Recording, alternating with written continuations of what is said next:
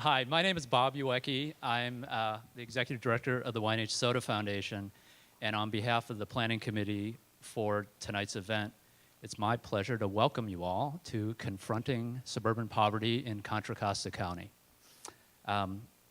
It's really great to see so many people taking time to come out here today for this really important conversation, and I want to thank you for all being part of a caring community in Contra Costa. I'm going to start tonight by acknowledging the people and organizations who partnered together to bring you this event.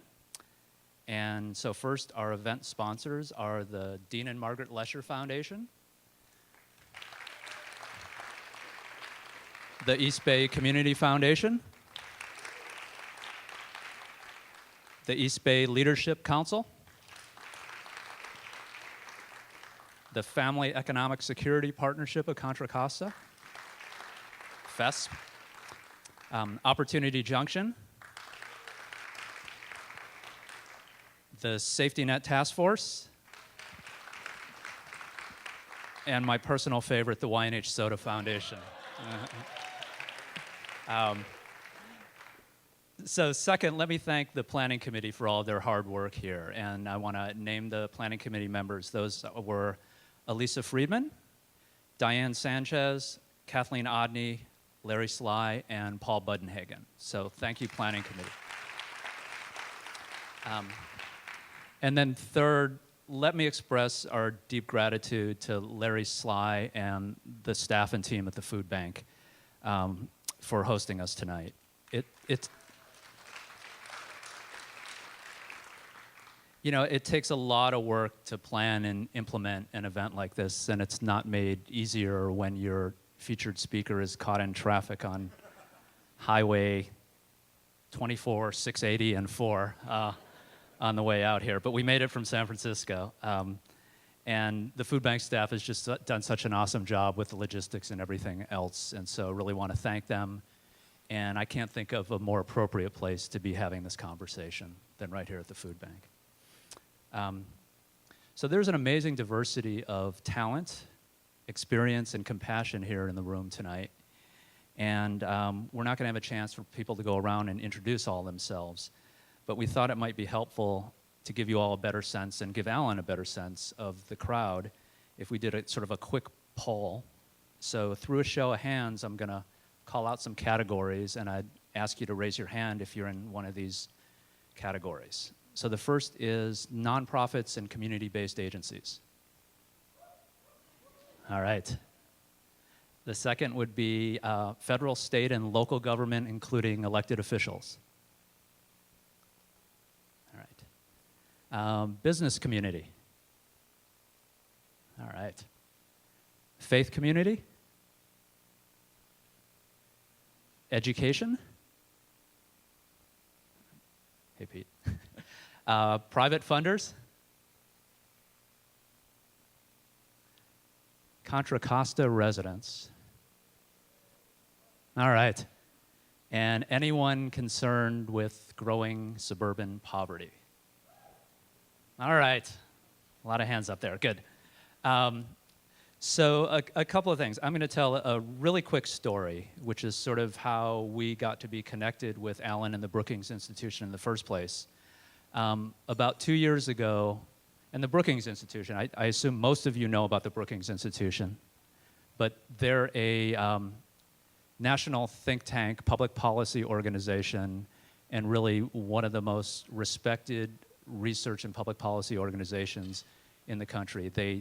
Everything's evidence-based, everything's well-researched. This is not a point of view skewed think tank. This is a think tank that's committed to helping create opportunity for all people in America. And so the Brookings Institution contacted the East Bay Community Foundation and contacted the Soda Foundation because they were doing some national research on this phenomenon of growing suburban poverty. And they were looking at a number of key metropolitan areas across the country, and they were especially interested in East Contra Costa out here, because as you probably all know, we were sort of ground zero for the foreclosure crisis. And while Brookings had a lot of quantitative data and census data and unemployment data on sort of these trends, they really wanted to know what's going on the ground in these communities. And so the East Bay Community Foundation and the Soda Foundation pulled together a group of local leaders from the nonprofit community, from local government, for a 2-hour conversation with Alan out in November of 2011, which we had out in Bay Point.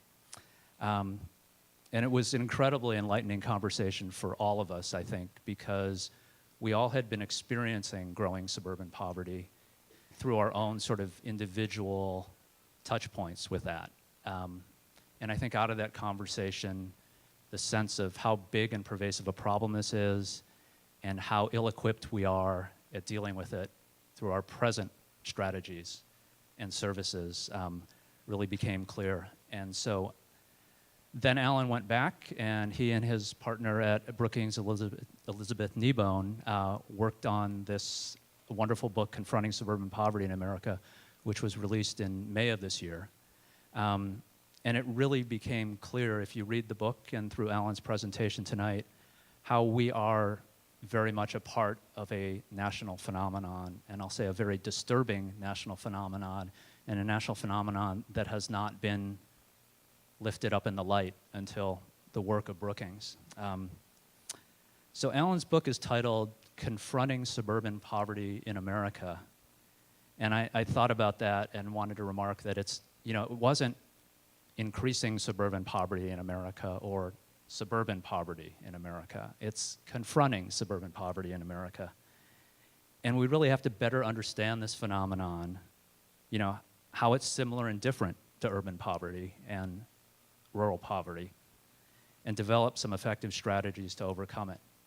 And I think Alan's work is incredibly important for this country as a starting point to begin having that conversation. So the way we're going to do this tonight is I'm going to introduce Alan, and then after Alan presents, Dan Borenstein from the Contra Costa Times is going to come up and sort of perform a Phil Donahue kind of role, if people get that reference. I'm not going to say Oprah, because I don't think Dan's going to give anything away tonight. But he will be in an interlocutor role, asking some key questions of Alan.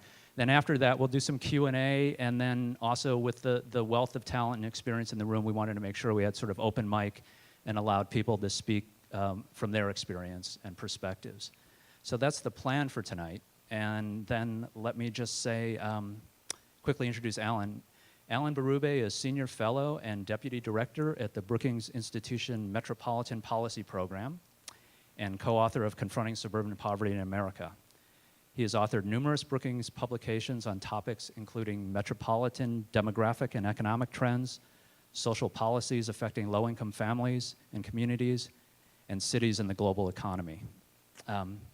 In addition to coordinating the Metro program's research agenda, Alan conducts research on the role and functions of U.S. metropolitan areas in a globalizing economy, poverty in neighborhoods and suburbs, and educational and skills of metropolitan workers. So with that, will you all join me in giving a very warm welcome to Alan Berube from the Brookings Institution.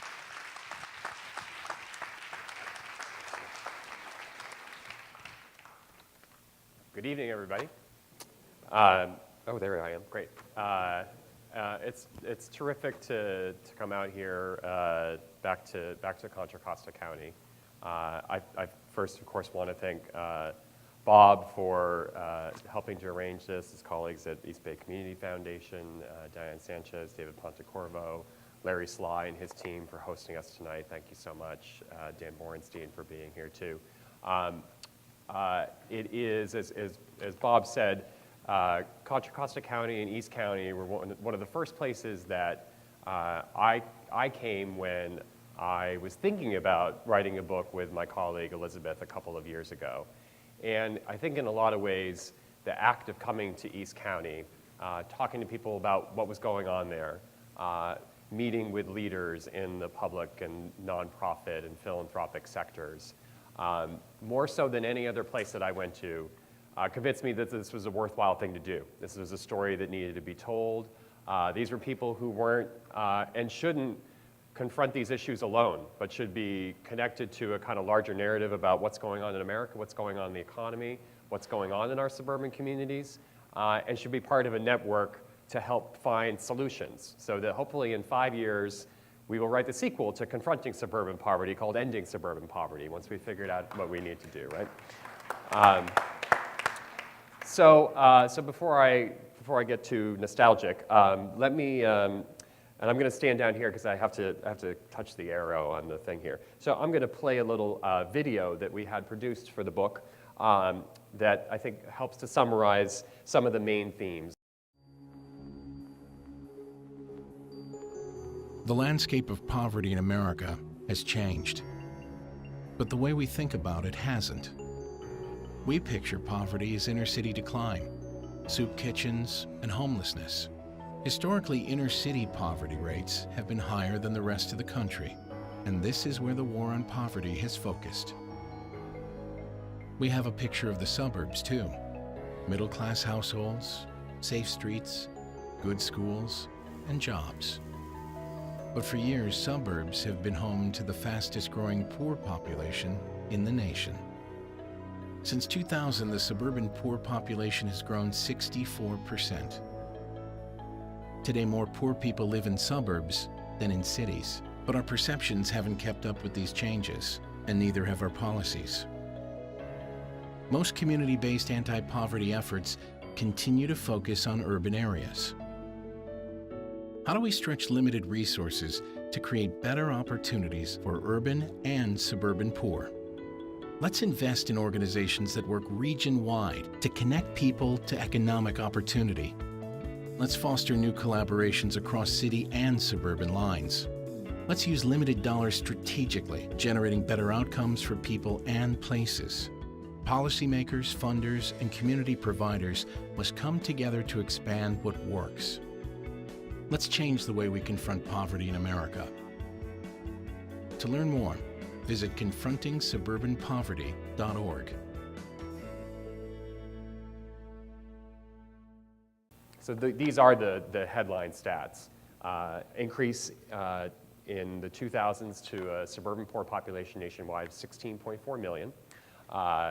Increase of 64% over the decade versus 29% in cities. Suburbs today home to the largest and the fastest growing poor population in the country. So from looking at the issue closely, traveling around the country to see here and elsewhere the sort of front lines of those who are confronting suburban poverty, we concluded that public policy, private initiative have to do three things. They have to fund more strategically. They have to operate at a smarter scale to address the needs of residents and communities on a more region-wide rather than jurisdiction by jurisdiction basis. And they have to work collaboratively across jurisdictions and across a lot of the policy silos that we've created that separate, at the end of the day, what are very related issues for families and communities. So to help understand and frame this, here are some of the communities we went to look at suburban poverty and to understand how different communities are confronting it. The book itself actually opens with a vignette about East County. It starts in East County. I think for me and for our audience, it is one of the most compelling examples of what the new form of poverty looks like in America. But today, I want to start at least by talking about communities outside of Contra Costa County, outside of the Bay Area, to talk about, I think, the experiences that they're having that, in fact, at the end of the day are mirrored here in the Bay Area, mirrored here in Contra Costa County. And then in the second half of the presentation, return to the Bay Area and East County to talk about its experiences. So let's start in the oldest of these metropolitan areas. Let's start in Chicago. And I'm a poverty researcher, studied the connection between poverty and place for many, many years. So for me and others like me, Chicago is really synonymous with urban poverty, right? These are the Robert Taylor homes, the notion of concentrated urban poverty in America. The first people to do really serious research on it came out of Chicago and studying the south side of Chicago. However, over the last decade, Chicago's suburbs, it's where more than 2/3 of the region's residents live, it's where more than 2/3 of the jobs are located. They too have increasingly struggled with the economic and housing challenges long associated with the struggling neighborhoods of the city of Chicago. So today, overall, poverty in suburbs of Chicago doubled over a decade's time, and now a majority of the region's poor live outside of the city of Chicago in the suburbs of the Chicago region. There are more than 280 different suburban jurisdictions around the city of Chicago. They lack the capacity that urban communities, neighborhoods in Chicago have created over decades and decades' time to meet the needs of that rapidly growing poor population. That's the tough news. The good news, the bright spot, is an organization like IFF. IFF, formerly the Illinois Facilities Fund, this is a community development financial institution. What does that mean? Well, it is a $240 million multi-service organization that's operating not just in the Chicago metro, but 5 different states in the Midwest. And it is helping to address these gaps in the capacity of these strained suburbs, like the suburbs in western and southern Cook County outside the city of Chicago. It brings together financial capacity, nonprofit real estate development expertise, technical assistance, research, and public policy expertise. And because it can assess the changing needs of these communities from a capital perspective, it can leverage public and private dollars. We think it's a really good example of funding strategically in a way that really makes limited resources stretch further to help more people and to help more places across the region. Let me turn to Houston for a couple minutes. So Houston, much newer place, and it really hasn't suffered the kind of the magnitude of economic challenges that a place like Chicago has recently. But what suburbs mean in Houston's a little bit, the whole place looks like a big suburb, right? If you're from an older region like this one, right? In the 2000s, Houston added more residents than any other US metropolitan area. Today it ranks amongst the fastest growing and one of the most diverse regions in the country as well from a racial and ethnic perspective. Along the way, it added a lot of jobs. That's why people came to the region. But many of those jobs were lower paying jobs. Still leave a lot of families struggling to make ends meet. And between 2000 and 2011, the poor population in Houston's suburbs more than doubled. So now its suburbs, too, are home to a majority of the region's poor for the first time. There are a lot of good job opportunities in the Houston region that pay decent wages, but many of those demand skills and they demand transportation connections that put them out of reach for a lot of the region's struggling families. So that is where neighborhood centers comes in. We profile the center in the book. It's a $280 million social services agency that operates in more than 70 sites across the greater Houston area, helping families and helping communities in both the city and the suburbs access social and economic opportunities. And to do that, it blends support from more than 35 different federal programs together with private philanthropic, state, and local dollars to create, from the families and community standpoint, a really seamless continuum of services. At the same time, it invests a lot in understanding what are the distinctive and diverse needs of the communities that it serves across the region, so it's tailoring those in an appropriate way. That's, to us, scale. That's what scale means. It's the ability to tailor those services across a diverse array of places while improving the quality, the efficiency, and the professionalism in the delivery of those services as well. So the third region I wanted to highlight is Seattle. Wow, it gets really big there when you put it up. Okay, so Seattle, not growing as fast as Houston, but in the main, a pretty economically successful region over the last couple of decades. And the suburbs, particularly those portrayed here back in the 1960s, south of the city in King County, Washington, long benefited from proximity to big employers. This is the Boeing plant back in the 50s and 60s. The Port of Seattle has always been there. Now the airport is there. But many of those jobs disappeared in the 1970s, 1980s, even into the 1990s. At the same time that part of the region was experiencing massive, rapid demographic changes, an influx of immigrants from all over the world, refugee populations. It's one of the biggest refugee resettlement areas in the United States. So all that was taking place at the same time. And then over the last 10 to 15 years, you had the city of Seattle. This would be a familiar story in the Bay Area, right? So the city of Seattle repopularizing, getting more and more expensive. So as a result, those suburbs south of the city getting at least more affordable in a relative sense compared to the city of Seattle, and out-migration of low-income populations happening from the south side of Seattle to the southern King County suburbs. Over the past decade, the poor population in Seattle suburbs rose by more than 3/4 due to this mix of changing demographics, the shifting affordability, and the changes in the economy that affected residents of the suburbs who've been there for a long time. It's not just about new populations. So what did they do? Well, a couple of years ago, 7 neighboring school districts in South King County, in the south side of Seattle, they came together to form something called the Roadmap Project. And the goal of that project was to work collectively to reduce the achievement gap across the region, across the sub-region, and to prepare all kids in these schools for college and careers in the high-tech economy that is Seattle. It's a focus on STEM education.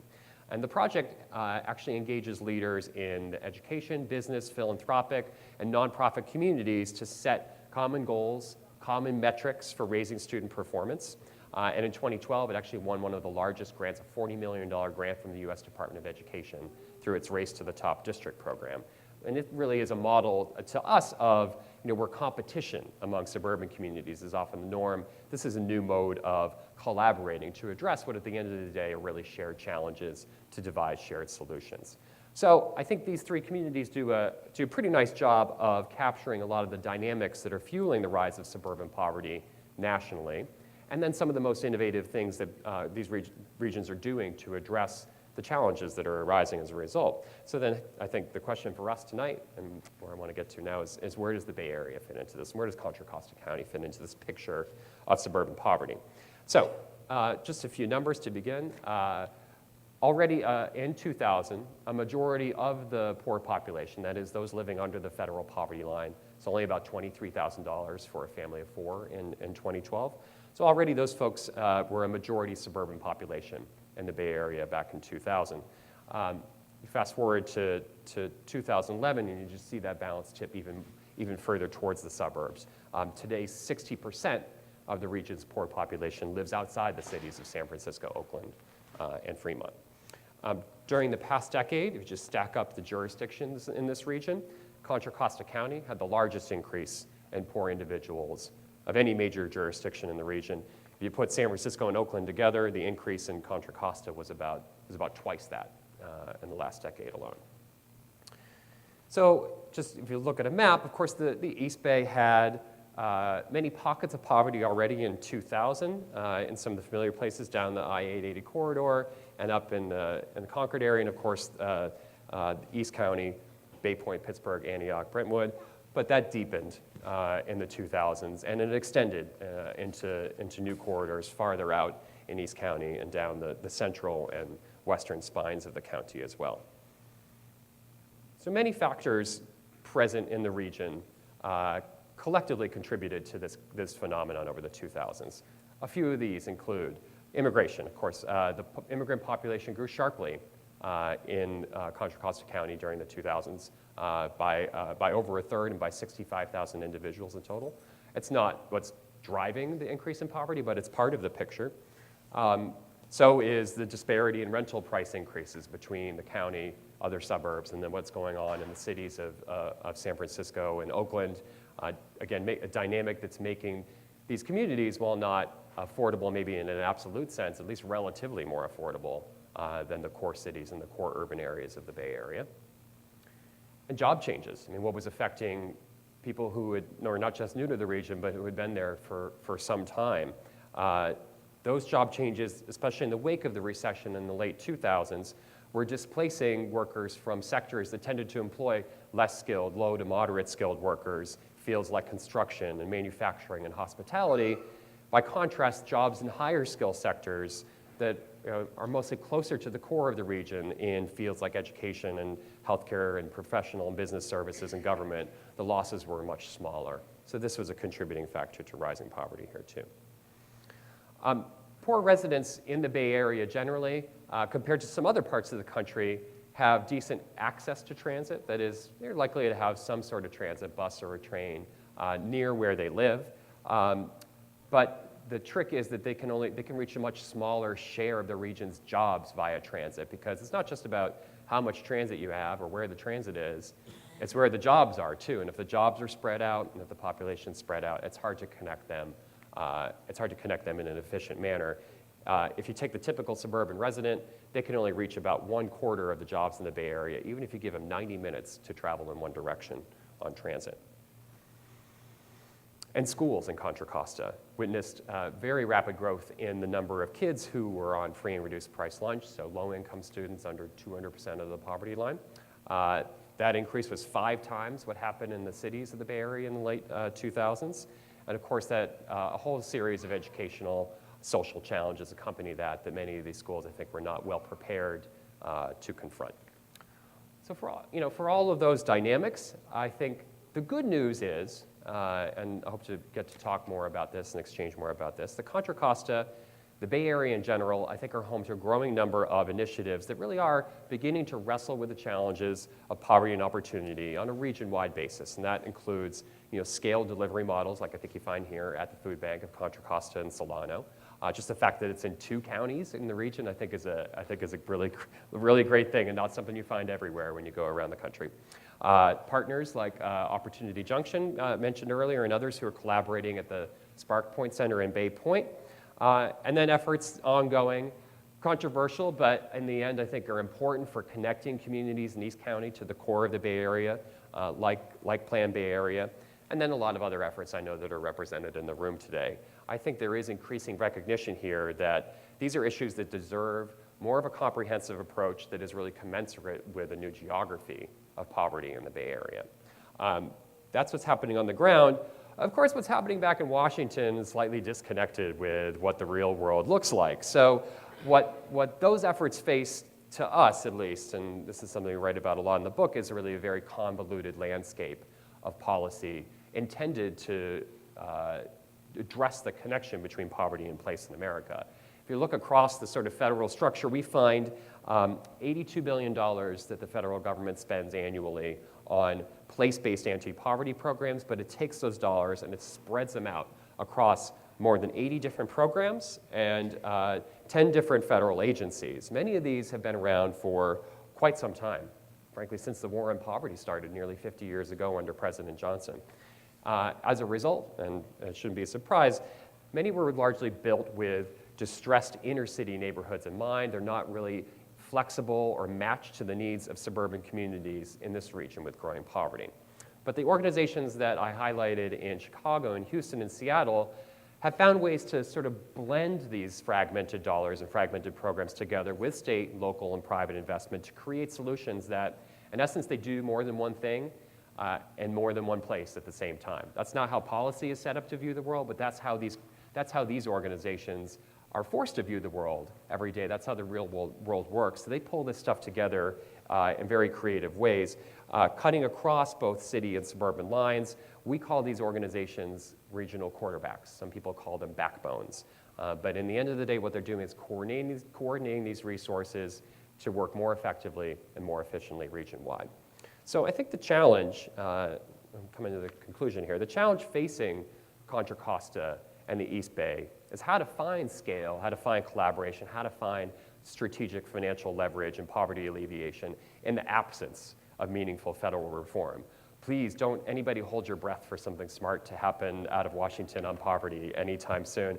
Dumb things are happening just as I speak. I heard the House voted on a budget today that cuts $40 billion from the food stamp program, which, as we've taken pains to point out, is a suburban program more than an urban program now, and these folks are voting against the interests of their constituents, but it's hard to get through on that sometimes. We'll keep working on it. But what can we do in the meantime, right? I think that's the question that you all are confronting when you confront suburban poverty. So I guess I would ask, and I hope this is something that we can wrestle with, what are 1 or 2 high-impact strategies that can really focus the efforts of all of these different actors that are represented in the room tonight, represented in this region, that can really make a difference here in Contra Costa? And it could be around educational outcomes, it could be around health outcomes, it could be around growing quality employment that's accessible, both geographically and skill-wise for the population out here, or access to the critical safety net services that we know are the foundation for meaningful participation in the economy for families. I guess it's almost less important what you pick to do than you choose to do it together, and you choose to hold yourselves collectively accountable for it. Over time, again, and this is a longer range strategy, We do think the federal government should really put its resources behind bottom-up strategies in regions, locally determined, regionally determined strategies. We actually recommend taking just 5% of what we spend, those $82 billion a year. If we just took 5%, that would be $4 billion a year that we could put behind something we call a Metropolitan Opportunity Challenge. Dollars that could back strong regional intermediaries, strong regional quarterbacks, and a lot of different metro areas, right? That would work to increase economic opportunities for low-income people and low-income communities, not just in suburbs, not just in cities, but across city and suburban lines on a region-wide basis. But we don't want to wait for Washington. And I think, just thinking back to when I first got to come out to East County, this is a region that's been in economic transition for a very long time. I think a very important industrial base for the Bay Area 50, 60, 70 years ago, to a place that put all its chips in the housing market, decided it could be a bedroom community for the rest of the Bay Area. And I think that wasn't a strategy that in the end paid off or created sustainable economic opportunity for those residents. So whatever the county does, whatever East County does, I think this is the time to think about a new economic vision for that part of the metropolitan area, integrates it into this is the 25th largest economy in the world, is the San Francisco metropolitan area. Those people who live in those communities, right, they didn't do this, they didn't wreck the economy, right? People on Wall Street wreck the economy. People in the global financial markets wreck the economy. These people deserve a shot, a second chance. So that's what confronting suburban poverty is about. It's not a suburban program. It's making sure that all of our residents, no matter where they're located in our metropolitan areas, have access to economic opportunity, have access to educational opportunity, making sure that this is a prosperous future for them, for the region as a whole. Those kids in East County should be a meaningful part of this prosperous regional economy. So I hope what we talk about tonight, and I hope that what you choose to work on going forward, it's about creating a new economic future for East County, for the whole of Contra Costa County, for the next generation of workers and participants in the regional economy. And I hope that you will continue to engage with Brookings too, and I hope that in the end we can find a different way and a better way together to confront suburban poverty. And this is where you can get more information on how to do that. Thank you very, very much for the opportunity to be here tonight.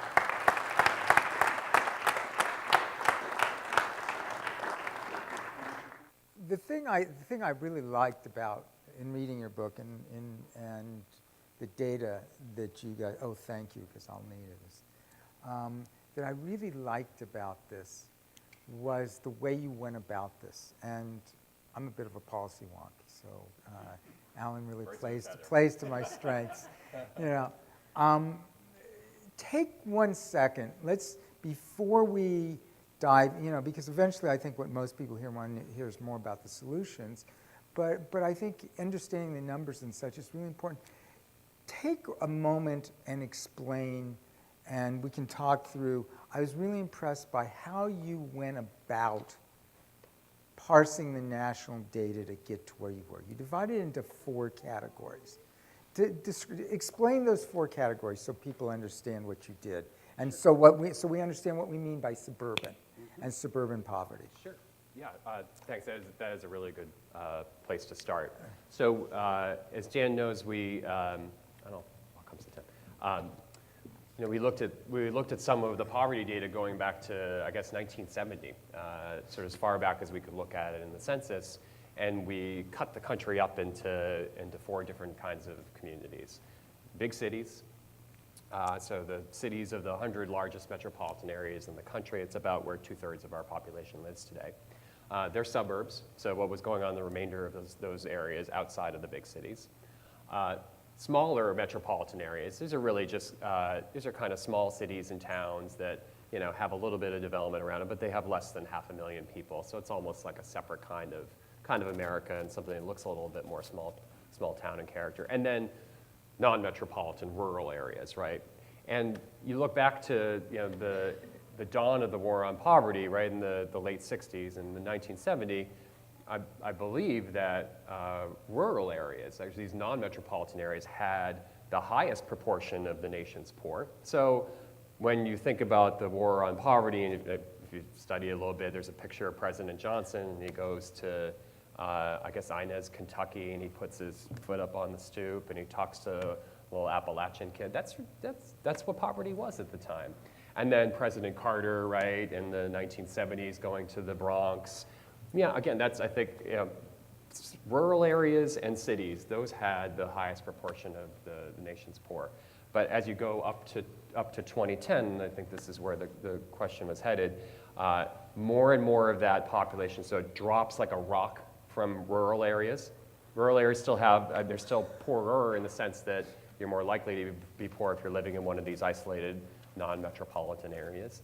But in terms of where poor people live in America, it all kind of gravitates, especially in the 1990s and the 2000s, to suburban communities. That's where America has moved to over the last 40 years.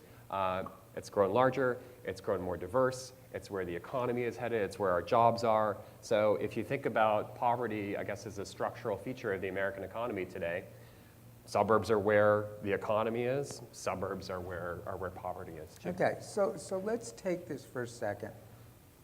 Where we want to really focus then is in your first two groups. This is what we're really talking about right now, the trade-off between the urban and the suburban. Mm-hmm. And let's use, correct me if I'm wrong, but what you did when you took those 100 metropolitan areas, let's look at just San Francisco, the San Francisco MSA, if you will. And what he's talking about by the metropolitan areas is he used the census data metropolitan areas.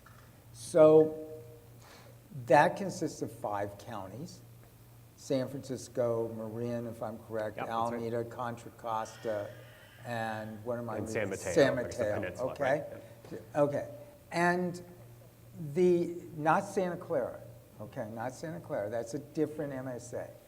I know everybody's got their own Bay Area, right? Yeah. Right. Yeah. But so what they did is they took that. If you're from San Jose, you can leave now. I guess. Leave now, right? Yeah. Tell that to my bosses. But then what you did is in that area, in that particular MSA, the cities, the core cities, are defined as San Francisco, Oakland, and Fremont. That's right. Right? Mm-hmm. In that MSA. So what you're doing is you're comparing. Those are the urban areas. That's the city. And then what you did is everything else is the suburban area. Yeah. So everything that's not in San Francisco, Oakland, or Fremont, which, as we discussed yesterday, raises some interesting issues for the data because, of course, Richmond then becomes a suburb, which probably a lot of people here don't think of it as exactly a suburban community. Nonetheless, I think the numbers and the trend in your numbers is very interesting. So what you have here, though, is you're seeing, and you're not saying that, and what one of your key conclusions is that between 2000 and 2010, we saw something very important happen. It was in that time that the absolute numbers. Yeah, that's right. Yep. Okay, not the percentages, but the absolute numbers of poor, that is below the poverty line, in the suburbs, as you define them, exceeded those in the cities of those 100 metropolitan areas. That's what we're saying, right? That's right, and that was that tipping point, right? The sort of majority suburban phenomenon actually happened here in the Bay Area a little bit prior to that, sometime probably around 1990. This became a majority suburban poor metropolitan area. So we've hit a key tipping point nationally, and we've seen that accelerated locally, right? Absolutely. Yep. Nonetheless, the concentration, if you look at it as a proportion of the population, it's the core cities that still have the higher proportion of their population living in poverty. It's just that those core cities have a smaller population, correct? That's right, yeah. Right. So nationally, Yeah. that's true. Yep. And so what you see here, and this is where this map, everyone following this? I don't know if this is helpful, but I found it helpful to dissect this data and understand what this meant for the next part of the discussion. So this is part one, this is 2000. So we should probably flip it now. But you see in the core suburban areas still, you see, and then what happens is it remains intensified in the core suburban areas, what we think of the Oakland area, if you will. Mm-hmm. But you're seeing more of the dark blue in the outlying That's areas. right. Yep. And that's a great visualization of what the problem, what the challenges that we're facing here, right? Mm-hmm. Yeah, absolutely. Okay. So, so I asked you yesterday, because when we talked, I asked you what it was about East County that particularly drew your attention, and why you were so fascinated with East County. Talk about that a little bit. Sure. Yeah. So, we visited a lot of regions to do, for field research for the book and to try to find people who were on the front lines of this and, giving perspective, helping to inform how we think about it, painting a portrait of what their specific challenges were, how they thought those challenges were different than the challenges that they would face if they were working in cities or were facing if, in fact, they were working in both city and suburban areas.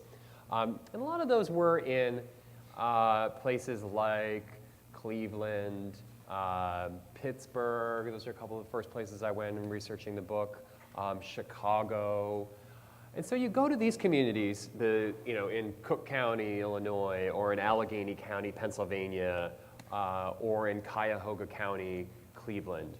And you see communities that, if you just sort of came from Mars and you plop somebody there, and they had done research on urban areas, that these places look and feel like cities. They look and feel like distressed city neighborhoods. They have old infrastructure. They have the kind of disinvestment that you're used to seeing in city places. They have populations that look like they just, that they came from inner city neighborhoods.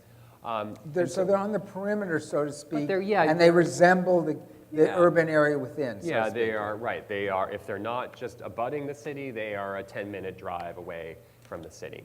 I think what struck me about East County was just what a different picture of poverty and place that was. It was really far from the city, right? And again, and sitting in traffic tonight, you begin to comprehend the distance. And Alan's just starting to comprehend this. He was drove late to Walnut for, he was Creek late for that yesterday. editorial board meeting yesterday too. He's just learning about the traffic. I make assumptions that there is no traffic and then suffer the consequences. But the physical distance, but then I think matched by a kind of mental distance from the Bay Area too. A lot of these people were commuting back in. It just seemed like another world out there. And then two other overlays. One was how it got that way, right? And it wasn't the kind of slow over 4 decades kind of, again, like you'd find in these other suburban communities that, slowly shed jobs and took on these disinvestment characteristics. It's not true, but relative to those places, it seemed like it happened overnight. And so much of it happened in the run-up and then the crash after the housing market crashed. And yet, the other, I think when I visit a lot of other suburbs, I was kind of going from provider to provider, and they were telling me their stories. And sometimes they talk about that other provider they didn't think very much of, or they talk about the government and what a crappy partner it was. And they talk to the business community, and they'd say some, having, the table that was created when I went to East County, when I went to the Spark Point Center, and the representation from all these different sectors, and the notion that, gosh, we've got massive problems out here, but we're committed to solving them together, right? That really struck me too. I think it's, again, it's represented in the room tonight that you come out on a Thursday evening and hear somebody from a think tank talk about poverty. I mean, I think it is evident that there is that there is compassion in this community, there's commitment in this community, and that there is a notion that this is something that you need to tackle together. And I didn't always see that when I've been in these other suburban areas. So what we have then in East County, if you want, from what I heard from you yesterday and today, perhaps the single biggest factor is you've got distance. That is I probably... think it's, you've got this distance as the problem, and then as the contributing factor, this sort of leapfrogging, this leapfrogging dynamic. There is a relationship between the light-colored places on the map and the dark-colored places on the map, in the sense that the light-colored places on the map are those that have, in a lot of instances, walled themselves off from the challenges and the populations that ended up in East County because they couldn't live in those light-colored places on the map too. So what, and this is where, frankly, I as a journalist find, I'm good, I can handle statistics. And in that sense, I as a journalist may be unusual.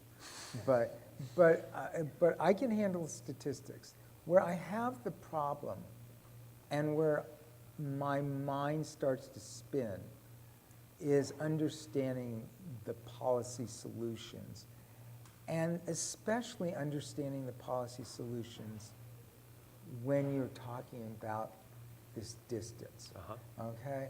And so I'm curious, first of all, did you see a model anywhere else in the country from which that addresses this distance issue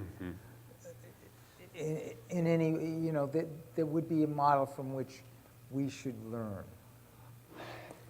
I think it's a very good question, and I think it highlights again, at least from our own work, how unique this region is, right? In having, not by design, but as an unintended consequence, created this distance between these communities really at the periphery of the region where poverty concentrated and where the economic opportunities in the region lie. Complicated in turn by the lack, I think, of adequate infrastructure. If you had, BART all the way out, real BART all the way out to Antioch and Brentwood, right? And you had more economic development out that way in the central part of the county, job opportunities for those workers. The distance would be less, or it would be something that you could overcome. The only analogs we saw out there were in regions like Houston, where poverty is sort of spread everywhere, right? So, and it sprawls till kingdom come. They can go in miles and miles in every direction across the plains. And what neighborhood centers, this organization that I highlighted that's working down there, it's got 70 bricks and mortar locations across the greater Houston area. But even that, in the end, is not enough to get to the people at a far, far removed from the region, where they're spread out, where those solutions don't work, and the transportation connections are frankly not great there either. So talk about for a second what this distance means from a practical point of view. What challenges does that provide? What challenges does that pose? Excuse me, in trying to serve them, and this may be more for me than the people in the room, but I'm trying to understand all the different sorts of services you'd want to provide and how this distance impinges on it. Yeah, I think as we have the conversation after, I'm sure people will offer much more grounded thoughts in this than I will, but just from what I saw and what I heard, and then reflecting on it. So the first thing is that the distance is an issue for just connection to economic opportunities in the form of jobs and education. And so it means if you're trying to reach those jobs, it's more time away, difficulty accessing the information, difficulty being part of a social network. The way most people in America get jobs today is they know somebody who has a job, right? And that person recommends them or tells them, look for this job. But that distance, I think, creates greater information disparities that affect people in those communities. It creates stresses on families. Say, whether it's one parent working or two parents working, they're just away from their kids longer, and those kids get into stuff, and the parents aren't there to take care of that. So that places more strain on the schools and the need for after-school activities, and even marshal the resources to provide that kind of stuff.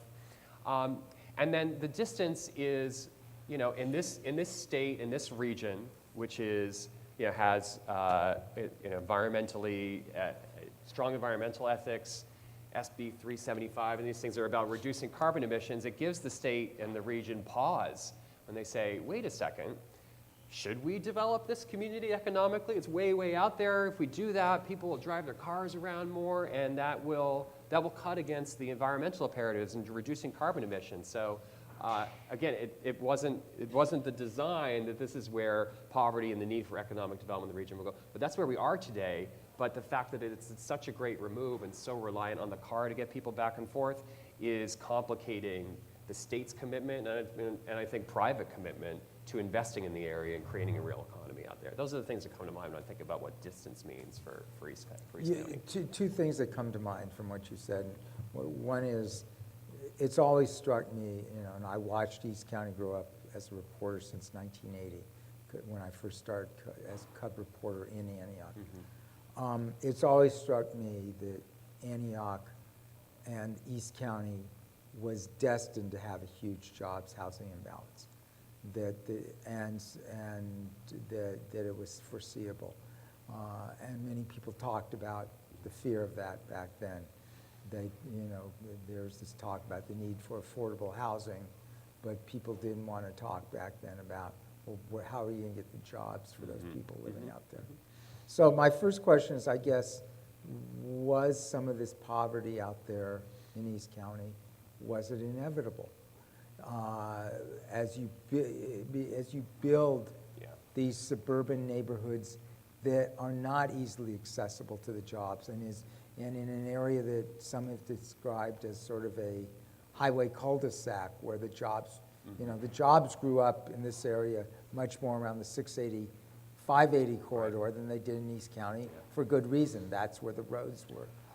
Yeah, I mean, I think it was not inevitable, but for, I guess, the choices that the communities made and that the county made with respect to what the future of that place was going to be, right? And it had a past as a site of industry with a lot of families sustaining jobs and making things, right, and being a productive economy and an exporter to the rest of the country and to the rest of the world. Of course, there are global forces that I think made those jobs more difficult to maintain and to preserve manufacturing. Most of those jobs were already heading out before the housing started growing. So and so sort of at the same time they saw this opportunity, right, maybe we will be instead a bedroom community for the rest of the Bay Area. And I think this move from a productive economy to more of a consumption-oriented economy and over-reliance on the housing market, if housing prices had continued to go up forever, maybe there wouldn't have a poverty problem in East County. It turns out that's not the way the world works, and I guess a lot of people forgot that in the last decade. I think the question, the essential question now, to which I alluded at the end of the presentation, is there anything in East County's past as a site of industry, as a site of production, as a gateway from that region to the rest of the country and the rest of the world that it can recapture in a way that grows middle-class jobs, that grows economic opportunities, that connects more of its residents to a local economy rather than having them get on Highway 4 or on E-BART every day.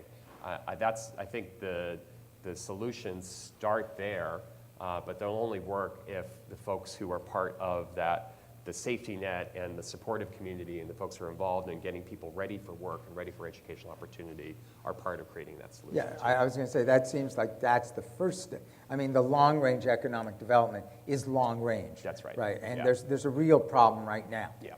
Right, Absolutely. and so I guess then that brings the next question, something we talked about yesterday that I'd like you to elaborate on a little bit more, and that is this notion of, given the dispersed nature of the population in an area like East County, of those living below the poverty line. How do you most efficiently, how do you best help them and get services to them logistically?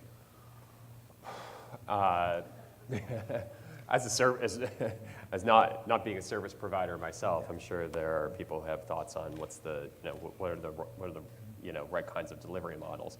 I think, and this came up, and I went to talk to the Metropolitan Transportation Commission yesterday, and I sort of laid out, the issues of distance and, what suburbanization of poverty looks like, how it's unique here in the Bay Area, and they kind of know this stuff, they've been around it. And so the question was posed to me, well, if this dispersion is a problem, this essential problem, this distance is a problem, do you want us to reconcentrate poverty so that people are easier to serve? And I think they were being a little, flip, but it's an important question. It's important how we conceive about it. It's important how we talk about it. We don't want to reconcentrate poverty. I like to think we learn the lessons and we learn how much it costs to alleviate poverty when you concentrate it and you wall people off from investment and opportunity and good schools and safe communities. But I don't think putting the poor in isolated communities that are at a far remove from services and just trying to put your services on a truck and drive them around is necessarily the answer either. I think the right vision is creating nodes of opportunity throughout a region, right, that bring together the things that we know are essential for creating successful local economies and connecting people out to other parts of the region, right? And we know that that's transportation, affordable housing, services and supports, good schools, right? I think this region is beginning to realize that. Other regions we visited are beginning to realize that. It takes, you have to fight a lot of complicated local political battles to put those ingredients together in all the right kinds of places. But I think the costs of doing it the other way, whether it looks like this or whether it looks like a series of distressed suburbs on the south side of Chicago, the costs are massive. And it doesn't mean you're reconcentrating poverty, but you are trying to provide communities that are accessible to people throughout the income distribution. They're mixed income communities, and the research does show that low-income people do better in mixed-income communities and mixed-income schools in terms of their educational and economic outcomes, and middle-income people don't suffer from being in a mixed-income community either. And I'd argue they actually benefit long run from learning how to live in a world of diverse incomes and diverse populations. Okay, so before we open it up to questions for a second, let me just sort of take a slightly different tack with essentially the same question, but a little bit differently. From what you know about what's going on in this area, from what you've seen around the nation, how could we do it better here? I think, so the first thing is, just to go back to the question before, it is being really intentional about your economic vision, right? And the Bay Area as a whole needs an economic vision, but each of the big clusters of the Bay Area needs its own economic vision that adds up to that larger vision. So I think the first thing to do better is to come together around the future of communities like East County. What do we want to achieve? What can we achieve? You can't be the next biotech center for the Bay Area, but neither do you want to just be the next retail center for the Bay Area either, right? I think you want good jobs that meet demand in the national and the global economy, and then you want to line up your educational and training programs to fuel that economy. I think it begins there. You could do that better. East County, those communities, Antioch and Pittsburgh and Oakley, and it's not enough for them to each have their own kind of little local economic development plans. They should have a shared vision. They should have a notion of how each of them fits into that vision, but that's something that they should really be doing together. And then that's what you want to marshal. So when you get to the county level or the regional level, make sure you're targeted and strategic about what are your asks. What are the big asks from infrastructure or an educational perspective? We need a career academy because we want to get Chevron to invest here, and these are the specific kinds of skills and jobs that people will need, and kids in high school could be acquiring those skills and going to community colleges and getting into good jobs. That, I think you could be doing that better. We see regions of the country beginning to do this, even in places like Northeast Ohio that I think wanted to shed its industrial image and graduate into the post-industrial economy. Here's the news: there is no post-industrial economy. You can't do services unless you make things. You can't make things unless you have. It all goes together. So I guess that's the first thing to focus on, and to do it in the kind of multi-sectoral way that I laid out. And then to marshal, I mean, transportation connections don't in and of themselves create jobs. Schools don't in and of themselves create jobs. I think it all has to be in service of a new and better vision for the next Contra Costa economy. And no time better to start And in the meantime, how do we provide the services better? I think. And how do we help? How do we help? Yeah. How do we help the immediate? And that work? is, and that is a lot of what the book talks about. It is these scale, collaboration, strategic finance messages that are coming out of there. I think, again, public policy has too long valued the super local and the super specialized delivery agents and provided no incentives, or in fact, made it more complicated for people to work together. You can't share your data, you can't share resources, we have to fund each of you individually, we can't fund a collective. We have to find scale. We have to find scale in what we do. We have to equip organizations that are able to work in multiple places, build the infrastructure, build the data systems, build the back office, build the professionalism, and the capacity when circumstances change. When you lose a grant for whatever reason, it's not the end of the organization, right? Because they were just so reliant on that one thing. They're pulling together resources from multiple places, and they're serving the multidimensional needs of families and communities. That, to me, that has to be the watchword. That's what scale means to me. That's why it's valuable, not just for saving money, but actually for improving the quality of what we do for these communities, too. Okay, it goes to folks who wants. Come on up to the mic because I think they're recording it. Well, the chair of the Contra Costa Workforce Development Board is here, and Mike McGill, and I've been working with him. There is a group in East Contra Costa called EC Squared that group he needs to come up here and talk about. But I'm a psychologist, a Berkeley PhD, a Berkeley hippie, and I've gotten involved in the urban food movement, trying to grow salads for schools in the food bank on public land. So in that context, I brought to them to one of the biggest greenhouse companies in the country is in East Contra Costa. I don't know if you knew that. Agritech is one of the 5 largest greenhouse companies, and I've become convinced that we can't be growing our food on land.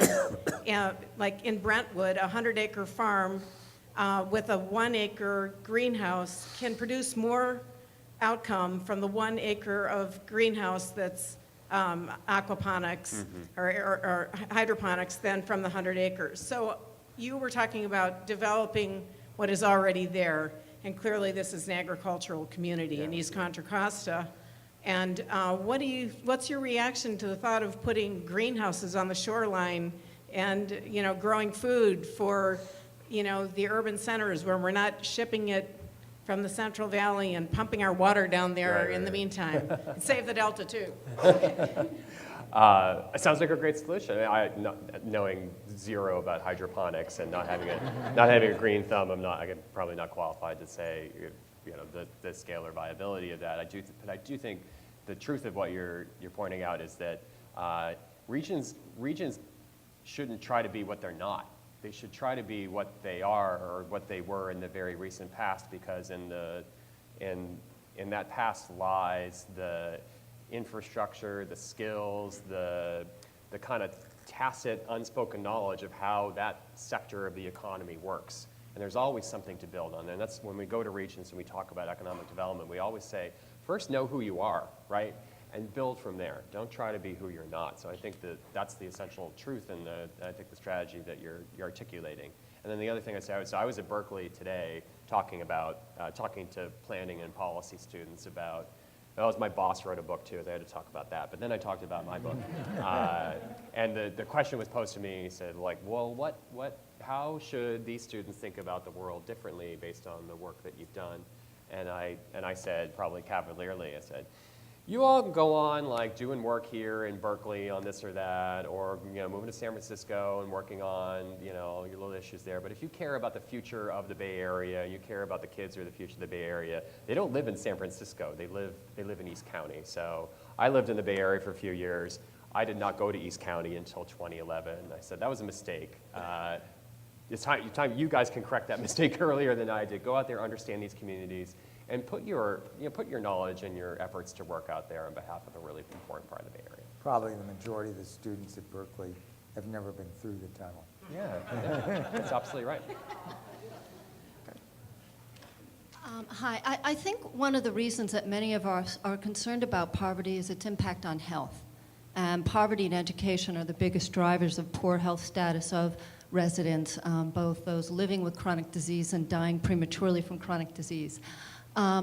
So in addition to poverty, one of the things at the health department that we're concerned about is creating an environment that supports health. And in partnership with Kaiser Permanente, we've written a extensive report on the health status of residents in Antioch, Bay Point, and Pittsburgh, and aspects of the environment that contribute to poor health. So I'm interested, what kind of partnerships do you see between the work that you're doing and some of the folks that not only provide health care, but I think more importantly, are working to build capacity of residents to improve their environment? Thanks.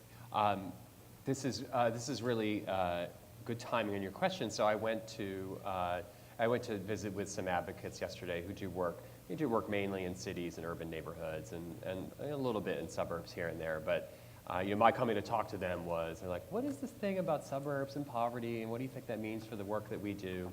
And the head of the organization, she wasn't challenging me, but she was asking me earnestly around health and poverty. And she says, well, aren't health problems, the connection between poverty and health, isn't that really an urban issue? Isn't this just about the environmental factors in inner city neighborhoods like distressed housing and the mold that grows there and the pollution that you find in urban centers?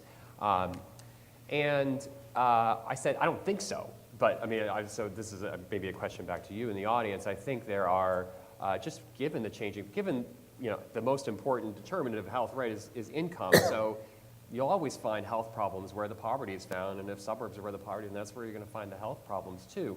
I think what is promising and where I'm beginning to make new relationships, and I see relationships being made in regions, is the increasing recognition of this thing called the social determinants of health, right? That for the first time, actually people who work in this thing called community development and this thing called public health are actually talking to one another. They have different languages, right? But they recognize that creating better communities and access to economic opportunity, and then health and sort of quality of life actually do relate to one another. And when we think about where to build new access points for the healthcare system, why don't we think about the role of those in education for the community and neighborhood economic development opportunities, and vice versa when we think about new housing and commercial investment in urban or suburban communities. Shouldn't we be thinking about how to increase access to information and healthy choices about lifestyle and primary care? And for community developers, at least, and economic developers, health is where the money is right now too. So they're just, they're following the money because it's getting squeezed on the community development side. There are resources there, big demands on the health side too, but it's just about, back to that video that wouldn't really play, but taking the 80 cents of what we're spending and getting $1.20 of the value out of it means this collaboration between the health and the community development, economic development sectors. And I hope that's going on out here too. Other questions? I think this is one over here. Yeah.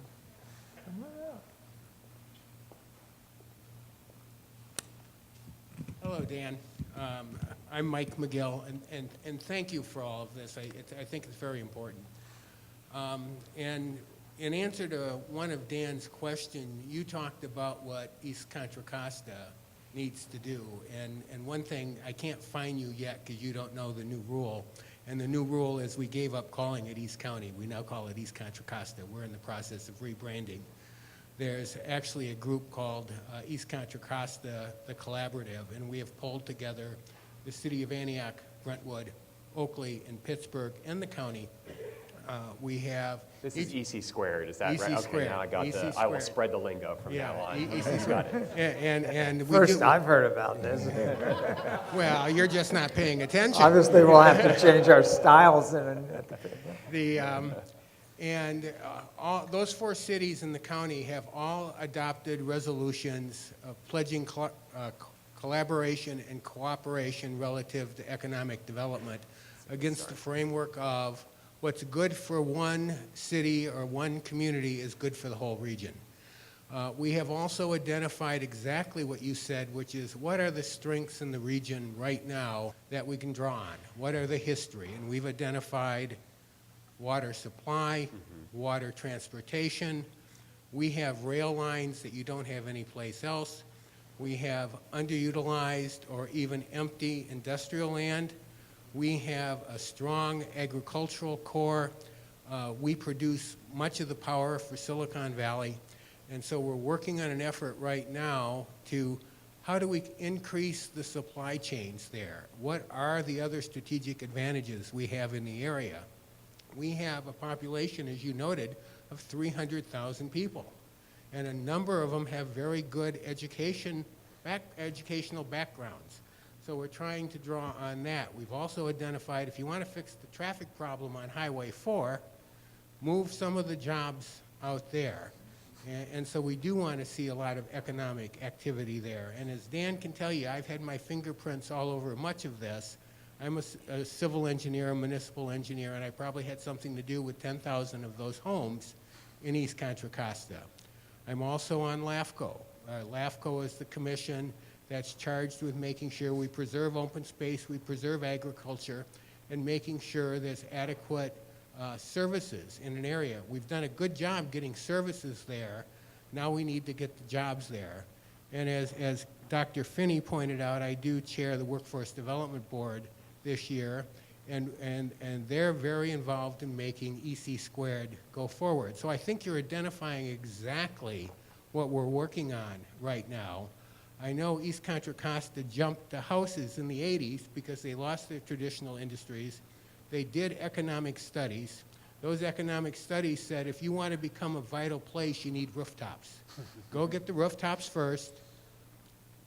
Commercial areas will follow. Then the new jobs will follow. Well, that also got caught up simultaneously with the offshoring. As jobs were moving, we're now onshoring. I think there is absolutely an opportunity right now to make East Contra Costa very vibrant. And if we can do the things you're talking about, and we're working on them right now, it's going to happen. So now to turn that into a question, what's your reaction? What's your reaction to that?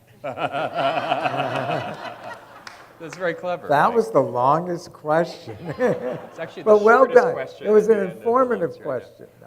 No. Well, so I'm very glad to hear about the new spirit of collaboration, the commitment to a shared vision. I think it begins there. It gets better when I think it engages lots of different sectors in the community. Isn't something just the economic developers sort of cook up over there, but gets real buy-in and commitment from people in the nonprofit, the philanthropic, the public sector, and the private sector, of course. I think what you began with, right? Not calling it East County, calling it East Contra Costa. It's not minor, right? Having an identity for this part of the county that people are signed up to, that people can feel good about, that positions you strategically in the region, but also in national and global markets. It is really important. And I saw this in practice in these communities in South King County, Washington, that I talked about in the presentation, which are, it's like 10 different cities, and they have populations between, say, 20,000 and 100,000. But if you put them all together, it's bigger than the city of Seattle. It has almost as many jobs as the city of Seattle as well. but they would always fight with one another for like this plant or that store, right? Having that shared identity, calling themselves SKC, South King County, right? That's important for not just retailing themselves to the region and the world, but for growing and maintaining that shared commitment to doing things together, to investing together, to strategizing together, to sharing resources in the form of that roadmap project, and trusting one another. It really does. Good things begin with trust at the municipal level too, and a lot of factors over many decades eroded that trust. But rebranding and thinking anew about a sub-region like that is an important ingredient going forward. So that's Mike, let me flip it for just 1 second. Let me ask you to come back up for 1 second, Mike, because I'm curious on this, and pardon my being the old fart here, but a lot of what you said were things that basically were being said when I was covering the city council in Antioch in 1980. Why do you feel it's different now? Well, What gives you more confidence now than then? Because the concepts are not that different. Well, there's a couple of different things.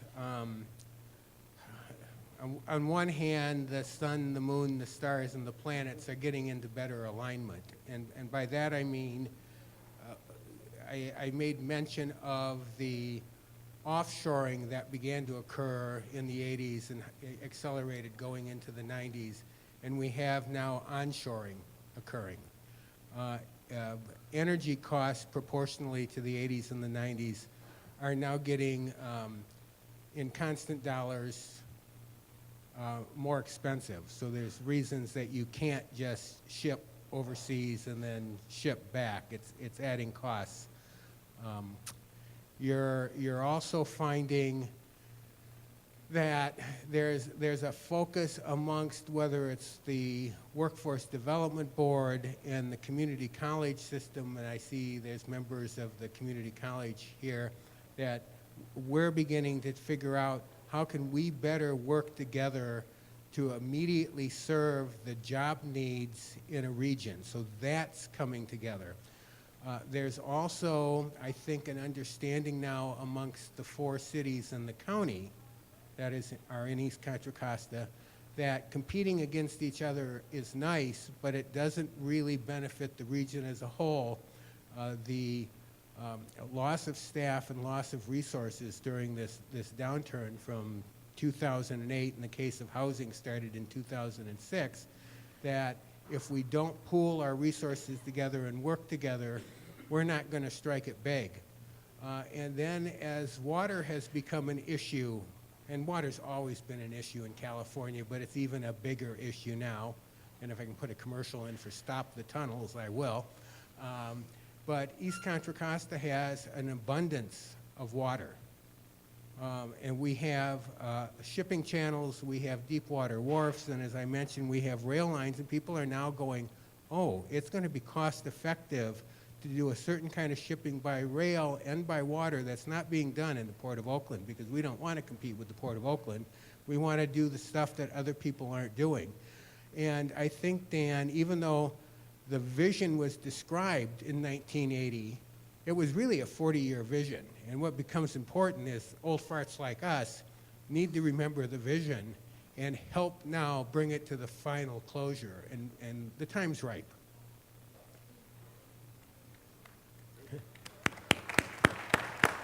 And to Mike's point, I would endorse the notion that there are different prevailing winds now in the production economy. The cost calculus has changed. A lot of regions we're going to around the country have companies that are calling them saying, hey, we went to China and we're thinking about coming back. Why, so we're coming back to America. Are you guys the right region for us? Tell me what you got. So I wouldn't be surprised if you all are beginning to get some of those calls too. And I hope that you're in a position to take advantage of that.